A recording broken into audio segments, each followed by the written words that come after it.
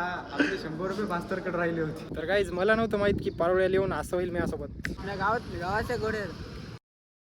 तर नमस्कार मंडळी, आजची सुरुवात सरळ बाबूराव कॉलेजहून. कारण की हे भाऊ आलता सकाळी रूमवर, मला उचललं रूमवर आणि इकडे घेऊन आला.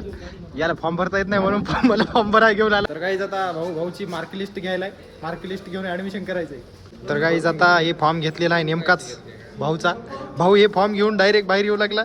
मास्तर म्हणे हे पैसे दे बरी, तसाच बाहेर चालला का बरी. अरे पैसे दिले नाही ना, आपले 100 रुपये मास्तरकडे राहिले होते. असं आहे का? मास्तरकडे 100 रुपये राहिले होते, मग पैसे घेऊन आलो आता बाहेर. तर गाईज या कॉलेजला फीज भलतीच लागायली लय मोठी, म्हणून आता फक्त ॲडमिशन फॉर्म घेतलाय. आता फक्त ॲडमिशन फॉर्म घेऊन आता चाललो आपल्या आदर्श कॉलेज. तर गाईज आता भाऊसाठी रूम पाहायला चाललो.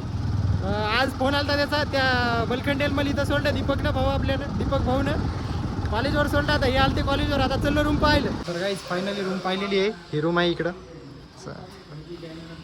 अशी, इकडं रूम आहे. तर गाईज आता रूम वगैरे पाहिलेली आहे. आता चाललो आपल्या कॉलेजकडे परत.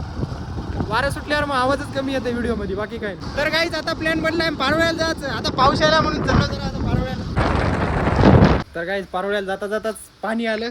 मग आता आम्ही या दुकानावर थांबलो. या दुकानावर कोणीच नाही सध्या, काय माहित कुठे गेले, आतमध्ये असतील.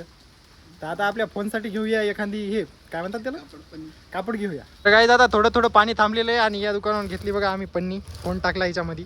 आता चाललो. तर गाईज आता आपल्या पारोळ्याला पोहोचलेलो. हे भाऊ इकडं.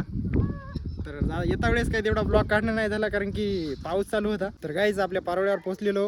पण हे काय झालंय, इथं पाण्याचा एक थेंब बी दिसे नाही, एवढं पाणी पडून बी. तर गाईज मला नव्हतं माहित की पारोळ्याला येऊन असं होईल माझ्यासोबत. बघू शकता इकडं तर पाणी आहे, पण तिकडं काहीच पाणी नाही. सगळ्या धबधबा गिबधबा म्हणायचं काय नाही, टुरिस्ट स्पॉट सगळे येऊन राहिले. आता इतरकच पाणी आहे. एवढं पाणी पडलेलं गेलं कुठं, मला तर हेच प्रश्न पडला. तर गाईज आता थोडे फोटो आजू भाऊचे काढायलो, त्याच्यानंतर आपल्याला जायचं आहे. कारण की इथं पाणीच नाही, काय मग काय मजा आहे ना काय नाही. तर गाईज आता आम्ही वापिस चाललेलो. इथून पहिले नाही का इकडून पाणी यायचं मस्त, तिथं एक हे आहे, त्या सरोवरापासून असं पाणी यायचं आणि याच्यामध्ये इथून पडायचं. बघू शकता इतक्या वरून इथून खाली पडायचं.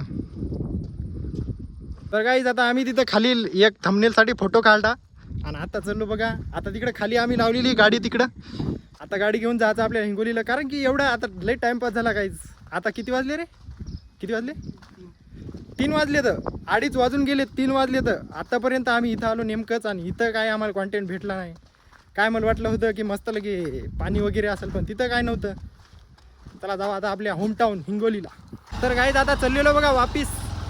गाडी वगैरे काढली भाऊची, चलो आता. तर गाईज आता आम्ही थोडं समोर येऊन थांबलो आणि आजू ते मागच थांबले. तर कारण की त्याची गाडी आता म्हणजे ते 2-3 जण आहेत, त्याची गाडी जरा लेट यायली. इकडे पाहू शकता हे मस्त हे चालले तर घोडे त्याच्यामध्ये. आम्ही आता इथं थांबलो रोडावर थोडंसं. कोण? गावाच्या घोड्यावर. गावच्या घोड्या आहेत मायच्या. तर गाईज याच्या गावच्या घोड्या गेल्या नेमक्याच गाडीमध्ये बसून.